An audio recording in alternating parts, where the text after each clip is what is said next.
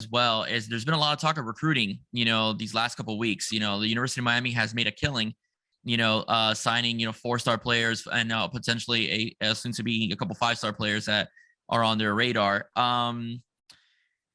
The secret's out on Jamari Howard. All right. Jamari Howard, if you guys know what Jamari Howard is, he's a 3, depending on what website you look at. I don't even believe those sites anymore, but he's a 3-star on one. He's a 4-star on another. But the bottom line is the kid's 6'2". He plays corner and he can fly. All right. So that's the one thing about Jamari. You can hear in Jamari's words, on Spotify, on 305 Sports Now, on another podcast. I did interview him recently. But I want you to highlight a few of your other players that are getting offers from other schools, but we just haven't heard of them because they haven't been given enough recognition by the media. So, floor is yours. Yeah, we have we have a really good group coming in.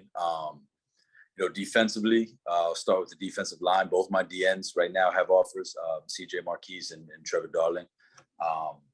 But we were on a visit, actually. Florida Memorial offered CJ on the spot. Fan offered CJ on the spot. And then Trevor was able to pick up 2 offers later in the summer.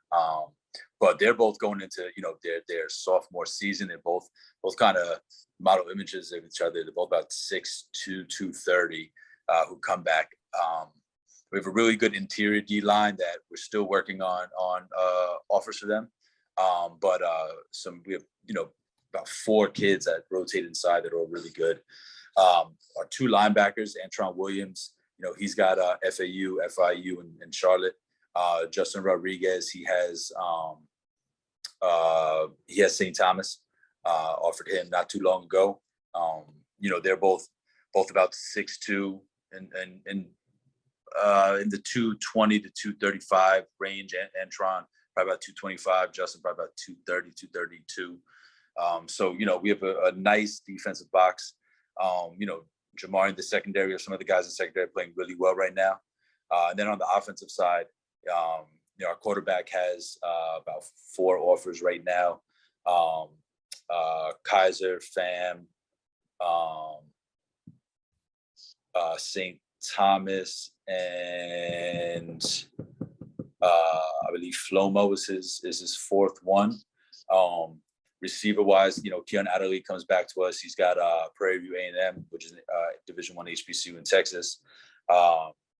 Nate Washington, 6'3" receiver for us. He's got St. Thomas, really interested in him. Working on some other things for him as well. Some of the schools with some interest. And then we got some guys flying under the radar. We have a 6'4" receiver, Anthony Colon, slot receiver Jamonte Parks, going to 10th grade, at a really good freshman year for us last year. Nice returning offensive line. So we have a lot of kids already with offers. We have a lot of kids getting looked at. And, I tell the kids all the time, it's not rocket science. The better your season goes, the, easier it kind of is for those schools to want to see you. A school that's 10-0 is going to get looked at more than a school that's 0-10. It's just kind of the way the game goes. Absolutely. And recruiting is so big. I tell the boys all the time too, there's a certain amount of kind of,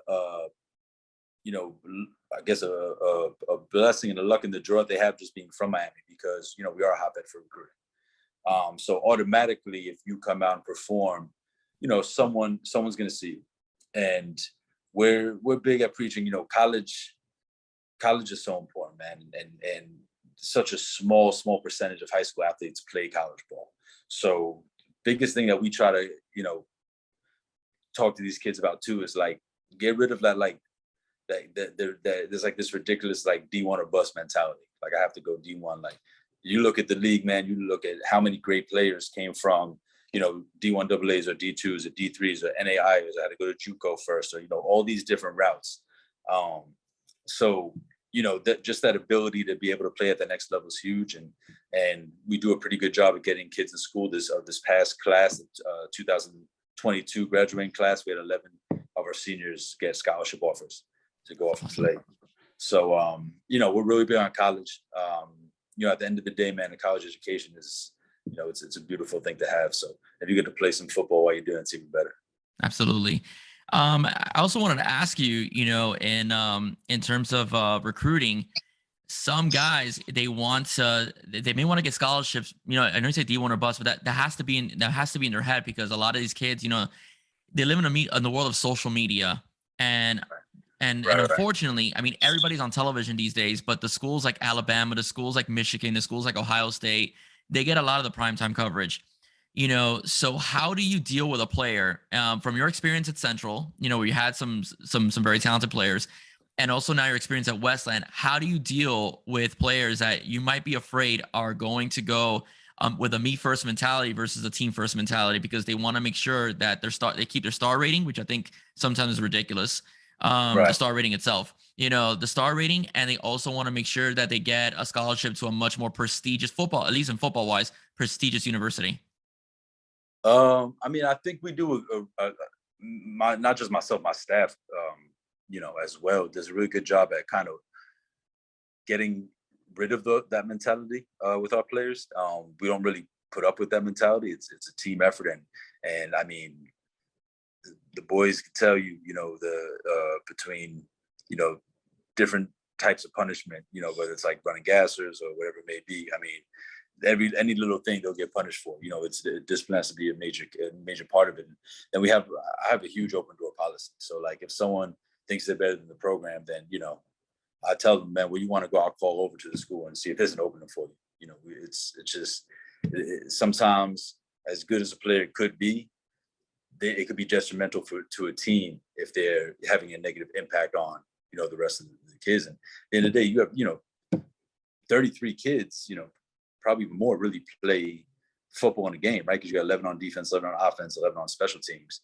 But then special teams, is different personnel, probably different personnel packages. So one guy can't really define a team.